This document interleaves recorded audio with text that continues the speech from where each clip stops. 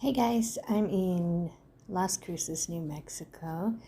The pop socket from my phone in filming will disappear at about a minute and a half into the video. Sorry about that, but I didn't want to refilm. Right now I'm showing you some art supplies that I got while I was here at a wonderful little shop called Moss Art. This came as a set from Daniel Smith called the secondary set, and they're 15 milliliter tubes, and there is, let's see, carbazole violet, we've got quinacridone burnt orange, and undersea green, which I love. And then I found that bamboo brush there, which I haven't used a lot yet. I'm not sure how I feel about that. This Princeton snap brush, number 10, though, I like quite a bit, and I've used it quite a bit already on this trip. But I'm just showing you there. So I got all of those at Moss Art for my birthday. I'm going to be swatching my travel kit that I made for the New Mexico trip here. So all of the colors there. And I'm showing you where I've put those three new colors on my palette. And I'll be swatching them on the Arches Traveler's Journal, which is their standard watercolor paper cold press. And I'll be using the Princeton Snap brush number 10 to swatch. And I'll be letting you know what the colors are as I swatch them. The first one, let's see here, is Undersea Green, which is one that I use quite a bit generally, and I actually had not put in this palette before, so I was glad to have that to be able to use, because you don't think of there being a lot of green in the desert, but there actually is quite a bit of green in the foliage here in the desert. We have a lot of cactus, a lot of like airy kind of grasses, things like that. Juniper, mesquite, stuff like that. So greens are very, very helpful in desert landscapes. And there I'm just showing you how dark it can get in mass tone, and then just pulling it out into some water. I'll be doing that with all of these swatches, adding water to begin with, and then letting that color bleed into that water that's laid down. The second one is going to be the quinacridone burnt orange from that set, and it's quite bright but can be knocked back really easily and make really, really great mixes. And then this last swatch at the top will be the other new one, which is carbazole violet, which I've never used before, never had before, and it is a beautiful color, but dark in mass tone, very dark in mass tone, but then super violet when pulled out. Really, really pretty. I want to get the primary set as well. I got this, it was I think $44 at the local art store here. And I don't recall how much the brushes were. This gray color is called light gray, and it's from Sennelier. And then I'm not going to swatch the white, it's just white gouache from Winsor & Newton. And this is sepia from Winsor & Newton that I'm swatching here, which is helpful in a lot of mixes as well, and alone.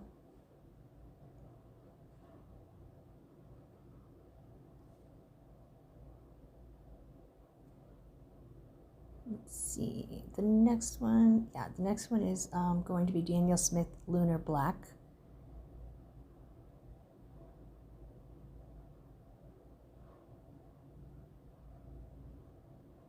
I'm not sure why I didn't wet the paper first for those two, but there's that.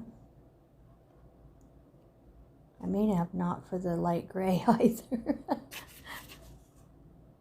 But there we go. Now I'm going to, I guess. The next one is Moon Glow from Daniel Smith, which has been, I've used quite a bit doing work out here in the desert, which I'm happy about because I almost didn't put it in the palette because it leans so bluish purple, but for shadows it's really amazing. So I'm very happy to have that in this palette. Let's see. The next swatch is going to be also Daniel Smith, Shadow Violet.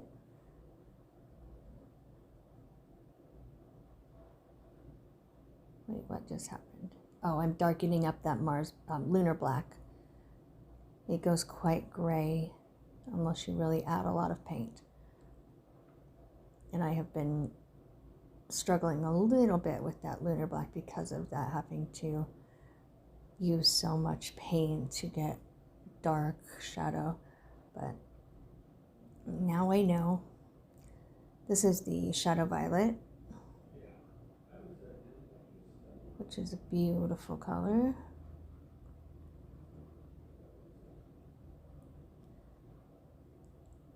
And you can see you get dramatically different grayed out tones depending. That Sennelier light gray is really quite cool compared to the rest of these. This is another cooler one, and this one is neutral tint. So it's quite a bit of a bluish tint to it as well. But a helpful color to have almost in any palette, I think. That's Daniel Smith as well, neutral tint. This next color, make sure I'm getting this right. Yeah, this is going to be Dusky Mauve from Prima watercolors, which you wouldn't think belong with the rest of these, but I have several Prima colors in this palette. They all seem to have quite a mix of pigments to them, but I find them helpful as convenience colors sometimes. Like this one here is called Suede, and it's a very unique color. If I could get you in frame, there we are. It's a unique color. It's like a yellow, green, beige color that I would find very difficult to mix myself. The next is going to be a Mission Gold color called Permanent Red Deep. It looks very bright in the video. In real life, it is not nearly that bright, but it is, a true red. So that is Mission Gold Permanent Red Deep. The next one is Caput Mortuum from Winsor & Newton. You could see I had quite a bit of red in my water, so I try to knock that back. Make sure my brush is very clean and then try again. I'll have to do that a couple of times. Some of these pigments are very strong, and I'm not quite used to this snap brush yet. Okay, so there's our Caput Mortuum from Winsor & Newton, which I love that color very much. I have it in almost every palette I use. That and the neutral tint, both. Next we're going to have a Primatech color from Daniel Smith called Piemontite. I think that's how you say it. And it's one of the natural pigments, Primatech from Daniel Smith. So it's Piemontite. And the next one is also a Primatech color from Daniel Smith. That's a lie. The next one is Potter's Pink from Winsor & Newton. Sorry about that. This will be Potter's Pink coming up.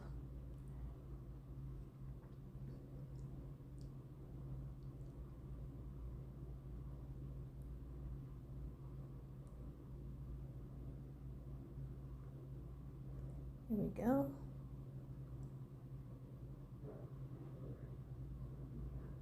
I think Winsor & Newton has the prettiest Potter's Pink, but I think it works better straight out of the tube than poured into pans. It's just when you're traveling, pans are better, you know.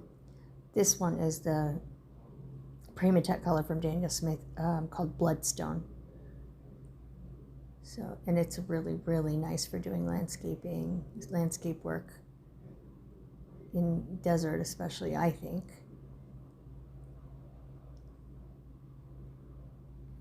It's like reddish brown, separates, granulates nicely. I like it. The next one is another Primatech color, I believe, from Daniel Smith called Sedona.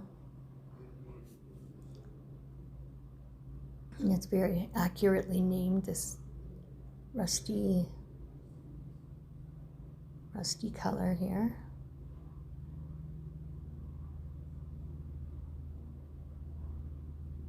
Here's that one.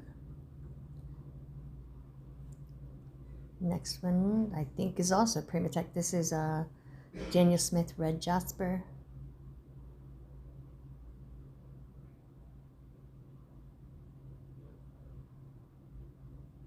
Both of those are beautiful for desert work.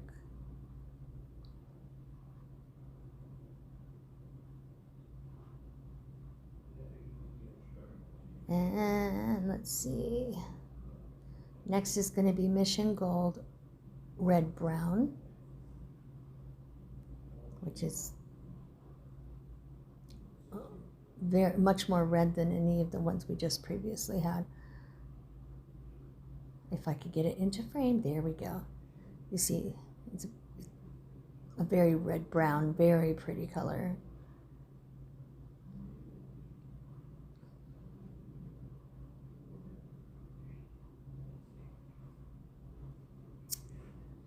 And let's see. The next one is a Core brand color called Burnt Sienna.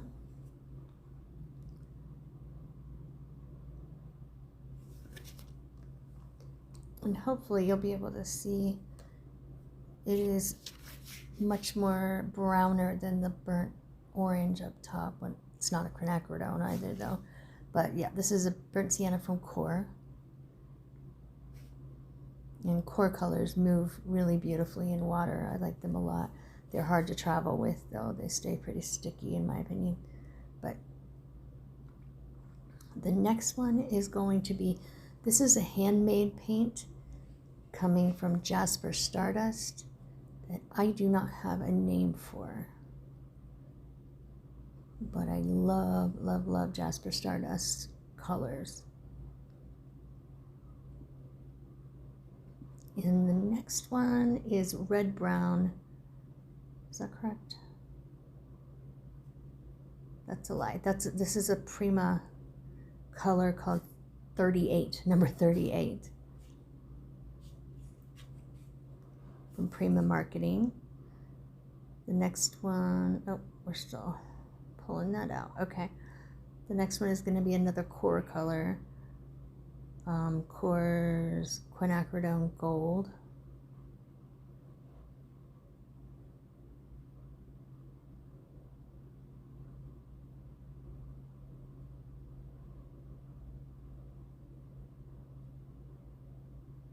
You can see what I mean by how they move in water. It just takes off. It's quite bright color. And that's more comparable to the new Daniel Smith one that I have up top. The Quinacridone Burnt Orange, it's much more similar. It's so bright. The next one is a Prima color, again, Prima Marketing. This is called Terracotta. And you can see, okay, so you can see my water was contaminated quite a bit from that Quinacridone Gold. So what I'm going to do is, first of all, it looks like I'm trying to make sure I can't make it work. And I can't. It's not working very well at all. So I take that down off the paper and I get some clean water. And I start again with that terracotta color. I take it as much as I can off the paper.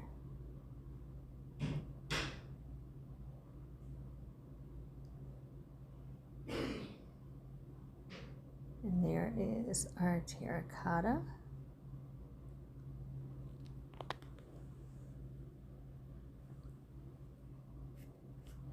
Next is going to be a Holbein color. This is shell pink.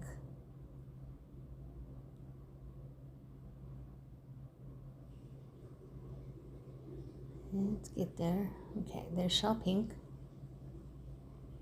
which Holbeins I find re-wet really nicely, but don't stay too sticky. I really like Holbein watercolor a lot. Okay, and let's see, the next one after shell pink is going to be green gold from Mission Gold, which is a very good one. I like very much. It's bright. Like a couple of the others, I probably don't need all of the ones that I pack, but I overpack for everything, so color is no exception. The next is Yellow Ochre number 2 from Mission Gold, and it's much more mustardy. I like it quite a bit. This next one is bright. It's Cadmium Yellow Deep from Holbein, and yeah, you can see it's pretty bright. I like that a lot. I like all of them or they wouldn't be in the kit, right? Okay, the next one is, let me get the paper away here. Next one's going to be Naples Yellow from M. Graham. It's the only M. Graham paint that I have. Altogether, it's the only M. Graham paint I have, but I do enjoy it very much, and I'm looking forward to trying more from M. Graham. There's just not a lot of places near me that I can get it in person. Maybe there will be out here in New Mexico. Not that I've seen yet, but you never know. The next one is another Jasper Stardust color. Again, I don't have the name for it, but it's kind of very olivey green brown color. It's really, really beautiful and granulates really well. Next one is Shadow Green from Holbein. And like I said, I really like Holbein colors. And you'll see here in just a second, I get these two colors, the Jasper Stardust and the Holbein Shadow Green, a little too close. And the Holbein bleeds into the Jasper Stardust. I fixed that later, but yeah, that's all right. You can see the swatches anyway, so it's fine. The next one is Viridian from Mission Gold, and it's a medium green, but it's bright. But I find it's nice to mix with that one, so it doesn't, things don't get too muddy too quick. The next is Serpentine from Daniel Smith, and it's again more on the yellow olive side, whereas the Jasper Stardust is more on the brown olive side. The next one is Daniel Smith Duo Sanguine Green, which is kind of got a sparkle to it, and like a duochrome, like a two color. When it dries, you can see green and you can see copper. That's not a very deep color though. Now I have turned the paper over. The next color is Cobalt Green Deep from Mission Gold. I love all the Mission Gold paints. They're wonderful, I think. So yeah, that's going to be Cobalt Green Deep. And my husband got me the set of the Mission Gold for Christmas, I believe. And I've enjoyed them very, very much. And now we're going to have another Primatech color from Daniel Smith. This is Sleeping Beauty Turquoise, which I think is so pretty.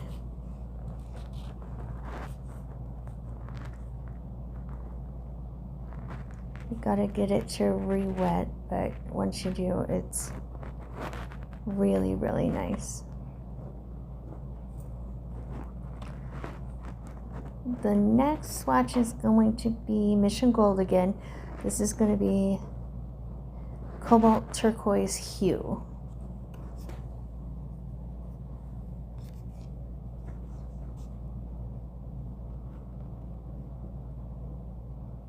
I'll get into frame. There we go. This is Cobalt Turquoise Hue from Mission Gold.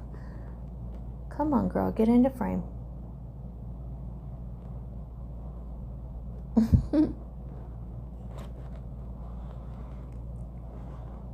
Next is Mission Gold Cerulean. You will be able to see them in just a moment. There you go. This one I'm currently swatching is Cerulean from Mission Gold.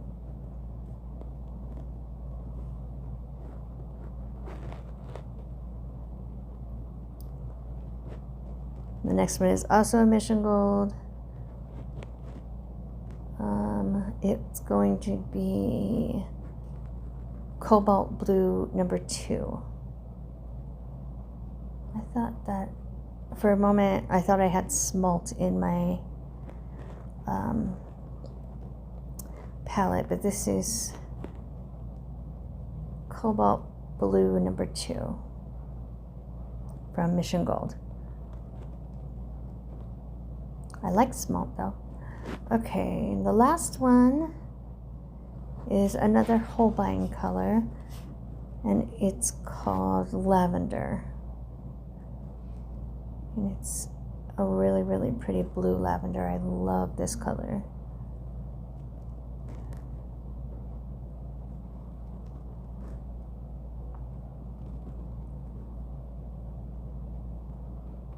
And there is that. That is the last swatch in my travel kit for this trip to New Mexico. There's the whole palette together and all of the swatches once again. So you can see some of those I could really have pared it down, but I'm a maximalist. This is the best I can do for making a small setup to take plein air painting, but it makes me happy. And that's the rest of the blues. I will see you guys later. Bye.